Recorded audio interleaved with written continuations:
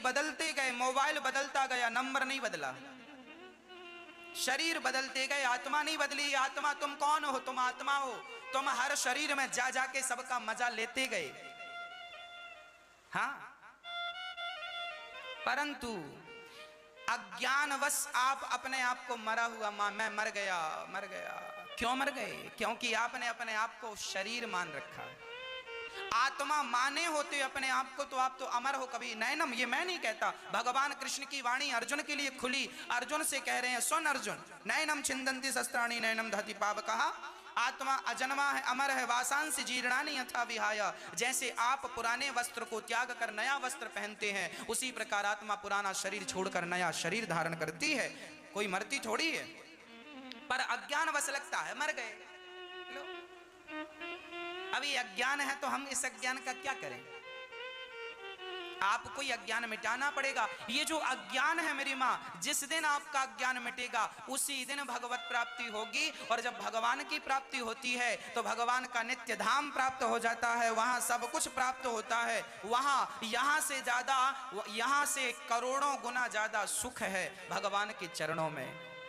इसलिए हम कहते हैं आप लोग, हाँ, एक जंगल का आदमी था। सुनो, मैया मैया, राधे राधे, ध्यान दो मेरी माँ। एक जंगल का एक आदमी था। वो आदमी सवेरे सवेरे गुड़ खाता था। अब गुड़ खाए और सबसे कहे, भैया गुड़ बहुत बढ़िया, गुड़ से अच्छा कुछ नहीं। तभी एक दिन किसी ने उसको रबड़ी चटा दी, और जब रबड़ी चाटा तो दूसरे दिन फिर बोला, वही लाओ, वही लाओ। क्या? वही जो कल खिलाई थी। अरे तू तो गुड़ खाता, अरे वो गुड़ फीका है, वो लाओ जो कल चटाई। कहाँ है वो? ये तुम्हें गुड़ तब तक ही अच्छा लगता है जब तक रबड़ी ना चाट लो। उसी प्रकार संसार का हर सुख गुड़ की तरह है, और भगवान की प्राप्ति का सुख तो रबड़ी की तरह है। एक बार वो सुख लोगे ना, ये भूल जाओगे जिसको तुम सब समझे बैठे हो। और हम चाहते हैं कि तुम्हें वही सुख मिले, इसलिए तुमको भगवान की भक्ति का रास्ता बताकर हम वही भेजना चाहते हैं कि उस सुख की तरफ बढ़ो। यहाँ कहाँ दुख में पड़े हो, रो रहे हो। आदमी का रोना नहीं मिटता। आज देख लो, सबसे पूछकर सब रो रहे हैं। किसी के पास ये दुख, किसी के पास वो दुख, सब परेशान है, क्योंकि आप गुड़ में ही उलझे हुए। हम तो आपको रबड़ी खिला रहे हैं और वो पता भी बता रहे हैं कि जहां बढ़िया भरे हैं भगवाने सुख के, कोई लेस मात्र दुख नहीं है भगवान के चरणों में। इसी का नाम, भगवान के चरणों में मन लग जाए, इसी का नाम मोक्ष है, इसी का नाम मुक्ति है। अब बताओ आप क्या हो, शरीर हो या फिर आत्मा हो? क्या आप मरोगे? बोलो, क्या आप मरोगी मेरी मां? अभी भी मरोगी? अरे आत्मा कभी नहीं मरती। माया मरी ना मन मरा, मर मर गया शरीर, आशा तृष्णा ना मरी, कह गए दास कबीर। शरीर तो मरा हुआ है ऑलरेडी। आत्मा थी तब तक तो ये चलायमान था। आप कभी नहीं मरने वाली आत्मा। मैं कौन हूं? आत्मा। और आत्मा अमर है। आत्मा, इसका अर्थ यही हुआ कि आप सभी लोग अमर हैं। इसका अर्थ यही हुआ कि आप सभी लोग कभी नहीं मरेंगे। तो आप में से कौन कौन अमर है बताओ? मैया, आप अमर नहीं हो?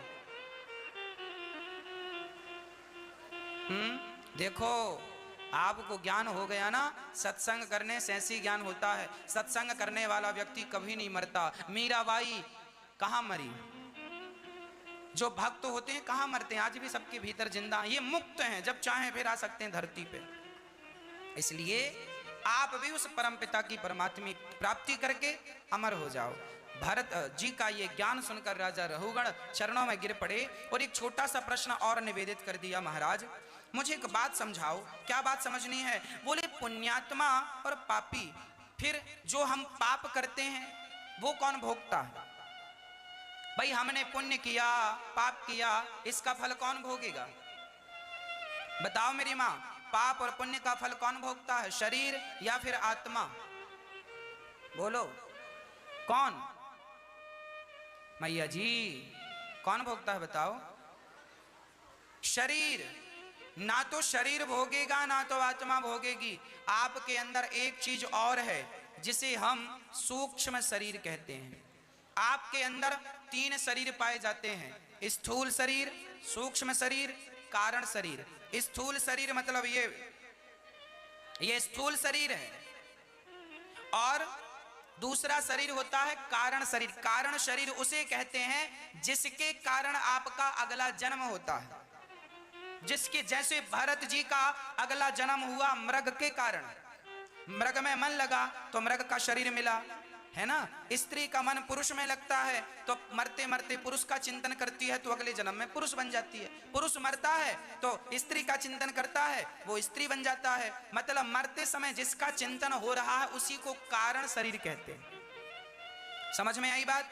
और एक शरीर और होता है जिसे सूक्ष्म शरीर कहते हैं, जिस शरीर से हम सभी सपना देखते हैं। आप और हम सो गए, रात्रि को हमने सपना देखा कि हम हरिद्वार चले गए, गंगा जी नहा रहे हैं, बद्रीनाथ जी गए, ठाकुर जी का दर्शन कर रहे हैं। अरे हमारा शरीर तो बिस्तर पर सोया था और ये गया कौन?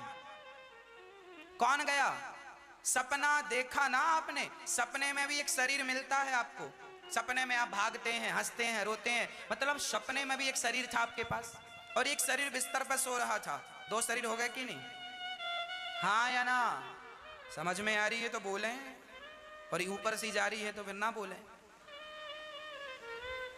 एक शरीर बिस्तर पर सोया है, एक से सपना देख रहे हैं। 2 शरीर। एक जो सपना देख रहे हैं उस शरीर का नाम क्या है?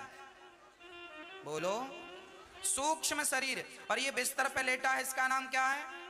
स्थूल शरीर। तो जब हम मरते हैं तो हमारा स्थूल शरीर तो जल जाता है, पर सूक्ष्म शरीर हमारी आत्मा निकलती है और हमारे उसी शरीर पर प्रवेश कर जाती है जिस शरीर से आपने सपना देखा था। वह शरीर कभी नहीं मिटता, कभी नहीं मरता। वह शरीर में आत्मा प्रवेश कर गई और उसके बाद फिर दोनों जन, इस सूक्ष्म शरीर और आत्मा, आप गए यमदूत ले गए पकड़ के। यमदूत ले गए, सबसे पहली आपकी मीटिंग भगवान के सामने हुई। भगवान बैठे थे, आपको सामने बिठाया गया। भगवान ने कहा, कहो राम जी यात्रा कैसी रही? 100 साल की, 50 साल की? आप बोले बढ़िया रही। भगवान बोले चलो देख लेते हैं। तो भगवान ने वहां बढ़िया टीवी लगा रखी है। आपने जो पाप पुण्य किए हैं ना, वो सब भगवान रिकॉर्ड करते हैं। मोबाइल में हर चीज रिकॉर्ड करने के लिए मेमोरी कार्ड होता है। उसी प्रकार तुम्हारा मन मेमोरी कार्ड है। वह सूक्ष्म शरीर तुम्हारा मेमोरी कार्ड था, सब रिकॉर्ड करता गया, तुम्हारे पाप, तुम्हारे पुण्य, तुम्हारी अच्छाई, तुम्हारी बुराई। और भगवान ने अपने कंप्यूटर में कॉपी करके अपने टीवी में पेन ड्राइव लगाई और आपने जन्म से लेके मृत्यु तक जो जो किया है, भगवान बगल में बैठ के देखते, देख तुझे भेजा था परोपकार करने के लिए और तू गला दबा रहा है। तुझे भेजा था दूसरों की थालियों में रोटी डालने के लिए और तू रोटियां छीन रहा है। और तू कथा सुनने गया था, चप्पल जूते चुरा के ले आया, इसलिए गया था कथा में। भगवान, अच्छा जिस माँ ने तुझे पाल पोस के बड़ा किया उसी माँ को तूने निकाल दिया। भगवान के पास पूरी रिकॉर्डिंग होती है। देख तूने माँ को निकाला, देख तूने माँ को तड़पाया, देख तूने अपनी सास को क्या व्यवहार किया, देख तूने अपनी बहू के साथ क्या व्यवहार किया। आप बड़े लज्जित होते हैं, शर्मिंदा, भगवान गलती हो गई, कान क्षमा कर दो। भगवान क्षमा नहीं करते। चल पाप किया है ना, चल। अब यमराज बैठे हिसाब करने। क्या हिसाब बना इनका? बोले 5 किलो पाप निकले हैं और 100 ग्राम पुण्य निकला है। पाप कितने निकले जीवन भर में? 100 साल में, आपके 80 साल में 5 किलो और पुण्य 100 ग्राम। भगवान बोले पाप का फल भेजो इनको भोगने। तो पाप का फल भोगने तुम्हें कुत्ता, बिल्ली, नाली का कीड़ा, चमगादड़, बंदर, भालू, ये योनियां जो मिलती हैं, ये तुम्हारे पापों का फल है।